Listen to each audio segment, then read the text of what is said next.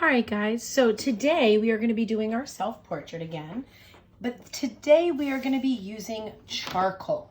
Now, charcoal is really great because you can kind of erase it and get some really awesome blending with it. So your piece of charcoal should look about like this. If you notice, I already can get a little bit of that black on my hands, but I can wipe it off too. So you will get a tad bit messy, but you want to grip this lightly and almost like a pencil. Look at how I have my two fingers on the top and my thumb on the bottom. So just like we would for a regular portrait, you want to first start by finding your face shape or that circle or oval. Again, you want to make it half of your paper or larger. So I'm going to start by drawing my head shape. Then I'm going to divide my face. Notice I'm barely touching with my charcoal. Then I can actually start plotting my features. So I always start with my nose. And again, I'm going to start light, find that circle. You can start with your eyes too. Shape, my nostrils. If you can find a point on yours, you can use a point, which is kind of what I'm doing. And all I'm doing right now is figuring out those shapes and where they go. If I need to come back and change this, I can always come back and change this. Like that bridge is a little too narrow for me. Comes up and comes over. I get my eyebrows. Again, I'm looking at my face as I draw. And now that I've done my shapes, I'm just kind of plotting where those features would go. So how big my eyes were. My last one, my eyes were too big, way too big. So now I'm just using this as a reference, not only to see where my eyes go, but how they fit on that face too. I can already see my lines a little crooked, and that's okay. This isn't going to be as smooth as a pencil drawing, but it is going to give us some beautiful definition. I can look at where these lines come out, the distance between my nose and my mouth, the actual shape of my mouth. I can look at where that lines up on my face, how big that upper lip is or how big it's not. Ooh, so that one needs to go out a little bit. So now I can take my finger and I can kind of smear this. It's going to be really hard to get a perfect drawing, but that's okay because we are not paper white. So I am not expecting to see any pure white papers back. So now that I can start to identify where all my features are adjusting as I go, I can now start to do my face shape. So last time my face was a little too wide. So I'm really gonna look at where my hairline is and where this comes out and meets for my face. And I'm gonna do that on both sides. So if it does cave in, where does it cave in a little bit? And where does it come back out for those cheeks? And I'm already feeling a little bit better about that. I can look at my forehead and have my weird forehead line. Look at actually my hairline, where that's going to go. Where that falls. How much of that is showing. What's tucked behind my ear, so I would actually come to a point there. A little bit of hair that comes down.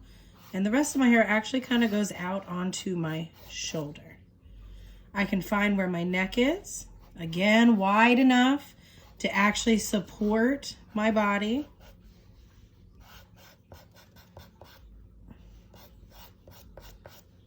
See where that hair covers up my shoulder. I can add in my shirt line, even the necklace that I'm wearing. Come over here, now I can start looking at this hairline. So this comes out. And I have to readjust, that's okay. That's how you do this. We really look at what we are drawing, which is ourself. So where do those lines come together? Where is the rest of the head? Now that I have this I can start going in and adding not only some of that darkness, but some texture and some value. So I can make my roots darker. In here is darker too. So I'm already starting with some of the things that I know.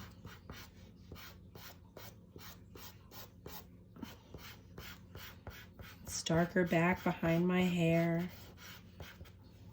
And I'm really taking my time to build this and get a feel for where everything is going to go. So now I can come back to my features. We're not going to get the same kind of definition that we had with our pencil, but I can come in and I can start smoothing some of this out. And you can erase with an eraser for highlights, but I wouldn't say for the whole thing. So what I'm doing right now is I'm just going in with my finger and I'm giving me a skin tone to start with. Because again, I am not paper white, just like my hair is not paper white. I went ahead and see how I have black on my finger. I can go in and again, get some of these areas. I know I'm gonna leave my cheeks a little bit because they usually are a little bit more white. And I'm gonna build up some of this color too with my actual charcoal. But first, I'm just giving myself a skin tone.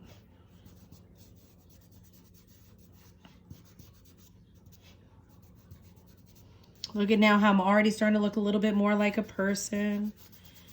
Get some skin on the neck and the chest. So now I can go in and I can start adding some of those details. My eyes are looking crazy, so it's killing me. I'm gonna go ahead and do that. Remember, we wanna make sure that we look at where our iris and our eyeball is, where that pupil is along there too. And I can even take that, and my eyes are blue, and I can go ahead and start making that look a little bit darker. I can look to see where that crease is in my actual eye. I can go ahead and add eyelashes.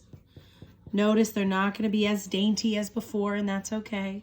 Same thing goes with my other eye. So if I need to try to correct that shape, try to do it now. Add in that iris and my pupil. Again, I can give that a little color, which is appropriate because one eye is squintier than the other. And then I can really look at that lid crease for this eye and add some lashes. Same thing with my eyebrows. I can go in. Now I'm not going to get all those beautiful lines, but I can get some. I could even start just by making it a little darker and blending. And look at how that already starts to give me a more neutral eyebrow. And then I could add in those hairs on top. And again for my lip. Now I'm going to save the lip until the end because I want to start blending the face. I'm going to look at and start building up where it's a little darker, just like we would with pencil. I'm barely pressing this onto my paper, but it's allowing me to get some pigment. And again, it allows me to figure out where I need to have those darker areas. And I know by squinting to see where those areas line up, but also by looking at my face. Remember, we want to be using these mirrors or cameras to really showcase. We'll have a little bit of darkness actually going up that nose, down here at the bottom of that nose. Ooh, right here on the inside of that, and just a little bit coming off of where my laugh line is. Then again, I can start looking at the eye and where some of this darkness would be on either side. And I can tell my light's coming from this way, so I'm definitely gonna have more dark on this side, but I'm still going to have some shading on this side of the face. Just because my light's over there doesn't mean that your face is flat and that you don't have dimension. It's usually darker on the sides of your neck. This side's really gonna be darker because of that shade. So now that I have all of that, I can take my messy fingers and I can start to blend this in. So I again do a circle with my finger. You can use however you'd like it. If you don't like to get your finger wet, you can use the napkin that it came into, or not wet, dirty. So you can always use that napkin. A tissue or toilet paper works really nice. But all I'm doing and going in and smoothing out where I put that detail. And you can already start to see my face is getting a lot of color on it, which is good. We are not afraid to add some depth to our faces. Over here on this side is going to be way darker. So that means I'm gonna have to fill in some of those middle tones too, because that's where that light is coming from. Again, filling in some of this cheek, bringing this down, smoothing it out so that it looks like skin under the lip. And we go on to the neck.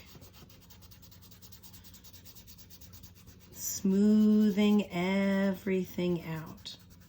I'm even going to want to come in and smooth out some of my hair. Now my hair is a little lighter than my face, not by much. So I do want to make sure that I don't blend too much, looking at just those highlights of where they would go. And I can always go back in and add those darker and define.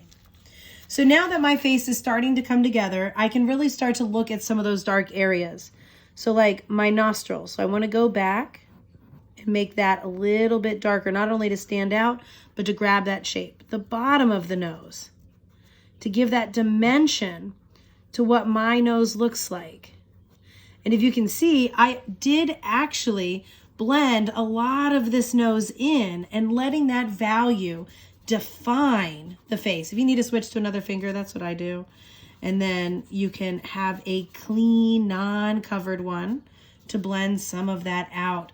I forgot to blend right here. And of course I want to do my lip. Now I want my lips to stand out, so I can use just the charcoal that's on my fingers and start blending in, so giving some tone there. And then I can go back in and really get that crease, because the crease in our nostrils are usually what's the darkest part. Look at how just by doing that, I can already see how that stands out with those. Same with our pupil, I can go back in and make that darker, and we're really defining that face. So once you think that you have everything that you need, all your value and all your facial features and some messy hands, you are all done with your portrait.